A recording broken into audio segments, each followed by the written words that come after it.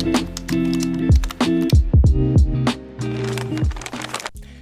my name is Maddie, and this is my video on things that I've learned, lessons that I've learned in 2025. Now, to be honest, it's not a very long list. In fact, it's only 3 things. Sometimes I see people who have this huge long list of things that they've learned, and I'm like, am I a slow learner? But for me, it is quality over quantity. I think we continue to learn as we go, so a little bit is better than nothing.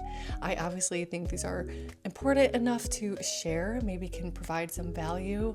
These are things that, either that I've known previously, but just this year, clicked in my brain and I fully understand. And the first one is that it's okay to change your mind. With anything in life, it's okay to change your mind as soon as you're presented with new information, with new facts, things that you once thought were facts or opinions that you held. It's okay to change your mind once you hear some new things. A lot of people, including myself previously before adopting this growth mindset, is I'm set in my ways and what I think is right, but that's not always the case. Back in the day, they used to think cigarettes were good for you until turns out it wasn't. So there's an example of being presented new information and being able to change your mind based on these things that, you didn't know before. You didn't know what you didn't know, and there's no shame in changing your mind.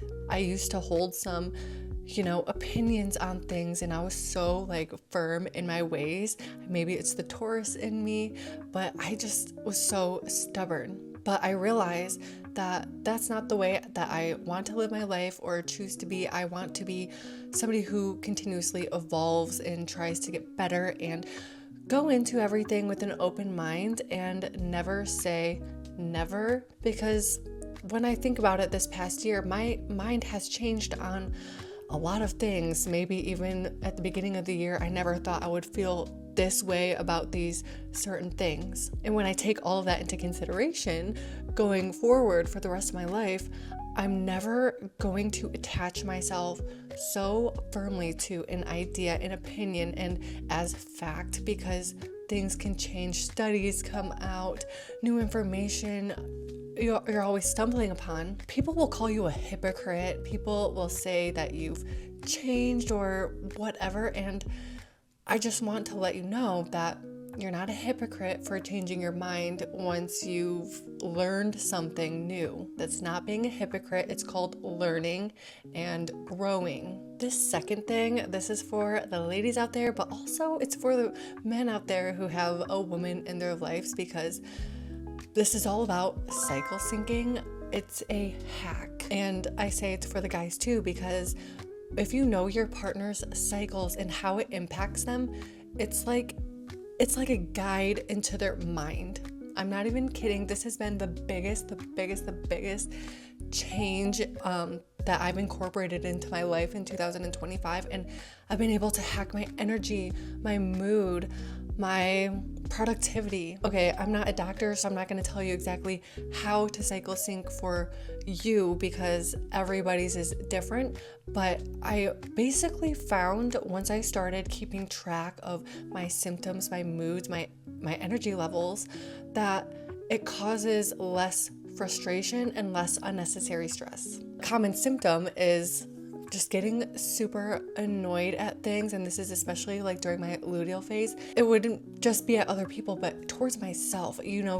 During that phase, you feel more sluggish, maybe more hungry, just an overall worse sense of self, at least in my case. It would just cause so much emotional distress, because I'm like, I had everything under control. Why am I so hungry? Why do I want to eat everything in the closet? Why is my skin looking so bad? And when I realized it was just all a part of my luteal phase, and it's just bloating, it's hormonal, it gave me so much more grace towards myself, that your body needs those extra calories. It's okay to slow down, to feel weaker in the gym. You're busy doing other stuff, that this is the time maybe to go a little bit slower. And then during the other phases, when you're feeling more energetic and full of life, that's the times when I can go harder in the gym. Just knowing how it impacts you, knowing what your energy levels are like, knowing when you get triggered maybe during one cycle and then during the next phase you're totally fine. Like, just knowing that, it takes away so much stress. And instead of being like, why am I like this? Why am I so emotional out of nowhere? It's not out of nowhere. It's just your hormones doing their thing. Although it kind of sucks. You have like 3 weeks of all these things and like 1 good week. Anyways, the last thing that I've learned is that balance is one of the 2 keys of life for me. The first one is consistency. And I've always known balance is super important, but this is the year that I actually incorporated it into my life and I felt the benefits. And, specifically in the area of food, I've never struggled with a work-life balance. I've been good at just like leaving work at work, but food is where I always struggled with balance. So I would struggle with wanting to eat healthy all the time and, having like one cheat day, and that just it wouldn't work for me, the type of person that I am. If I know I can't have something, it would make my cravings so much worse. And then on the cheat day, I would go nuts, like go crazy. Felt like progress was all lost. Or even on days I was supposed to be good, I would just be like, I can't control myself. And then I eat so much till I was like, this is not sustainable for me. Like, these eating habits, it's not good for my mental state. And this is something my mom always told me. She said moderation is key, I guess. So balance.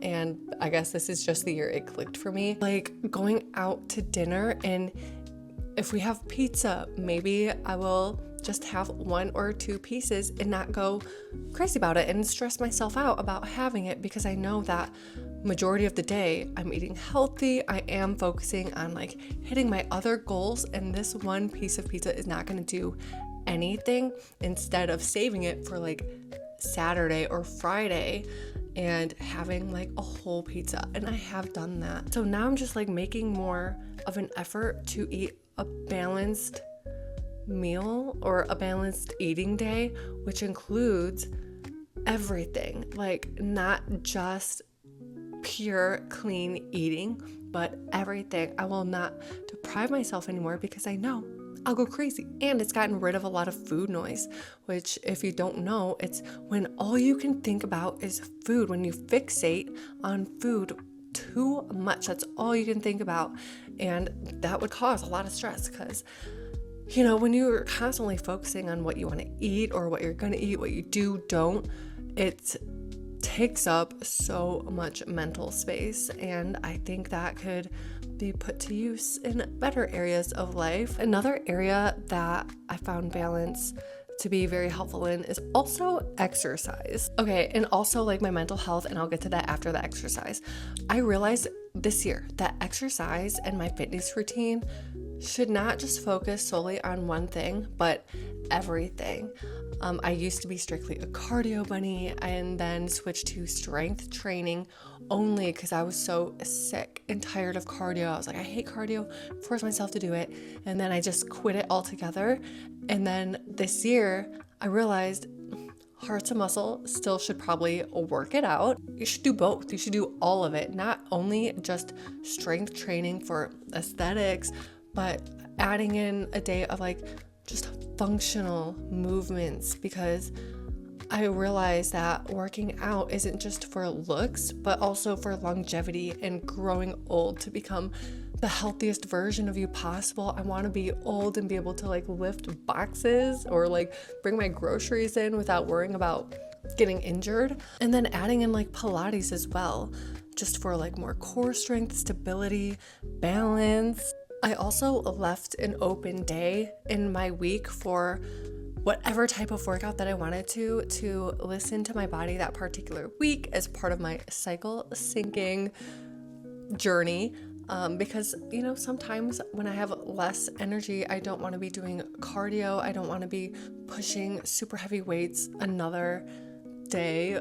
So I just left it open for whatever my body calls for that week. And I've learned that balance is super important with my mental health healing as well, because it causes a lot more stress than it needs to if all you focus on is trying to heal yourself and trying to always be the best version of yourself possible and constantly monitoring yourself for any slip ups or where you could like do better. And I also thought that healing looked a certain way, like it had an aesthetic, and that meant no going out drinking, no having fun, like going out dancing and stuff like that. So for a while I just quit all of that and focused everything into healing. And then I realized that stuff is still fun. Like, I miss hanging out with friends and having fun.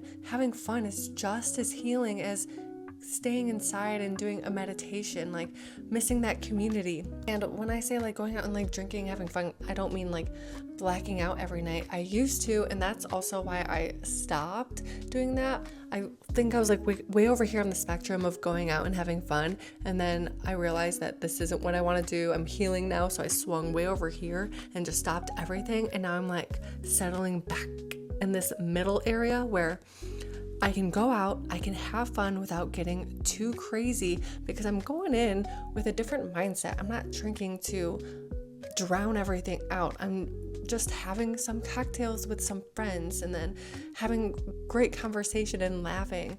I missed that, and I don't think that healing should look a certain way, and I don't think that it should be being perfect every single day and having your 5 a.m. wake up every morning. It shouldn't be have to do this and this. I think it should integrate seamlessly into your life with room still for fun and getting into some shenanigans. I think whatever you do for yourself and having a good time and being happy is also a form of healing. Not isolating yourself, and the importance of, I said that weird, friends and community is still really, really something people need in their lives, and not just lock yourself up, journal all day, be in bed by 9 every single night.